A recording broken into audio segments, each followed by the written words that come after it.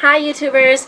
So this message is kind of a reply to my last Luka Magnotta video. It's also an extension due to developments that have been made since my last video, and a lot of the people in the comments below had some not nice things to say. It didn't really upset me, simply because I didn't make this video to please anyone. It was simply a question that I was addressing to the YouTube population. Some people decided that their answer to my question would be telling me that I have a low IQ. Really, it doesn't matter to me what you think of my IQ. That wasn't the point of the video. To the people who've decided to message me really hateful, disgusting things, I really don't care about that either. If that's really the way that you want to portray yourself, you went out of your way to either make a YouTube account or message me from your YouTube account telling me extremely unrelated things about my looks, and really hateful, threatening things. Good for you. Those people have been blocked, and I don't really need trolls on my video. But like I said, everyone's entitled to their opinion, and if you don't like my opinion, I want to hear about that. Absolutely. I don't just want, people to tell me about what they like. I want to hear what you don't like. But yeah, taking jabs at the way I look,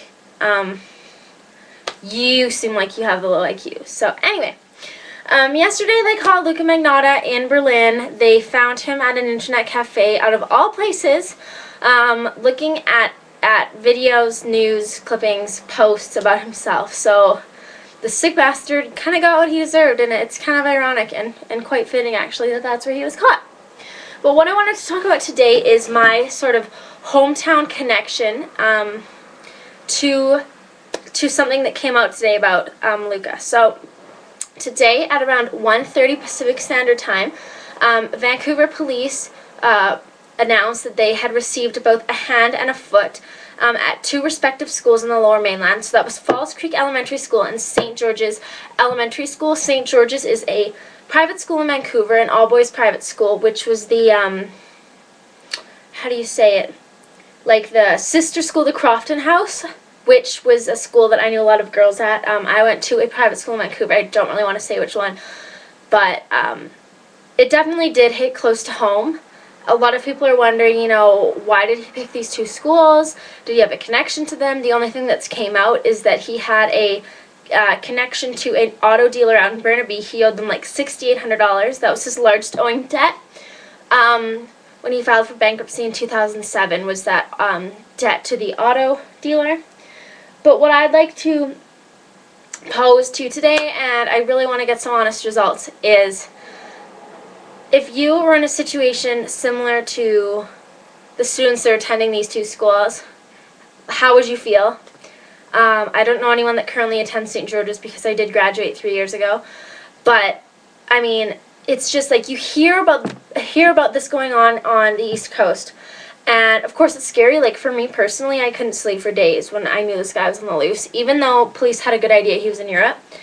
And then now knowing that he sought out these two schools in a city that I used to live in and sent them these packages, which I can't even begin to imagine the counseling that those people are going to need. I mean, you hear about how the people at the Conservative Party need counseling. I can't imagine like a school teacher opening up something like that. It's not like they would ever see something like that. I mean, when the thing went down last week at the Conservative Party, of course they've never received a decomposed body part, but the Conservative spokesperson had mentioned that they'd received, one time someone sent them some like poo in the mail, really creepy satanic stuff. And of course, yes, like I said, that's not the same as a foot, clearly, like obviously.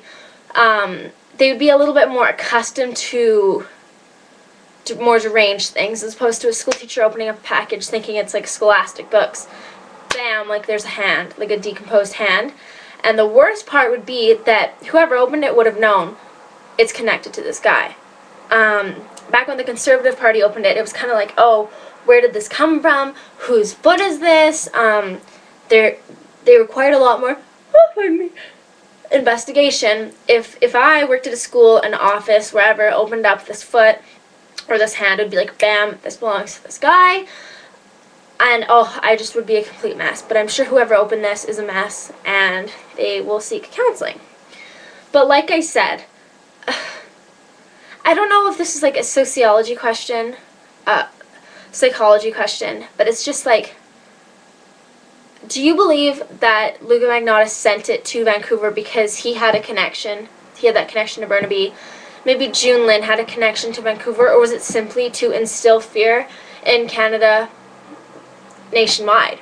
I mean, he lived on one complete coast, like I said, and he sent these 2 body parts to the West Coast at a place where most people consider secure. I mean, when I think of security in my community, I think school, I think police station, and I think church, personally for me. And then, of course, a government office, which he already got that done. But yeah, what are your opinions? I mean, do you think he just sent it because he's a sick like mofo? I mean, obviously he is. That's quite apparent. But what do you think his motivations were for sending it to these 2 schools? Specifically these 2 schools. I mean, why not pick an all-girls school? Why not pick a public high school? Why did he pick an elementary school that was public and an elementary school all boys that was private? I just kind of want people's thoughts.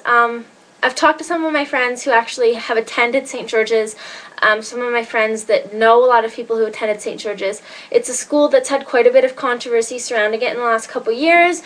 I'm not going to go into that. You can always Google that if you're interested in it.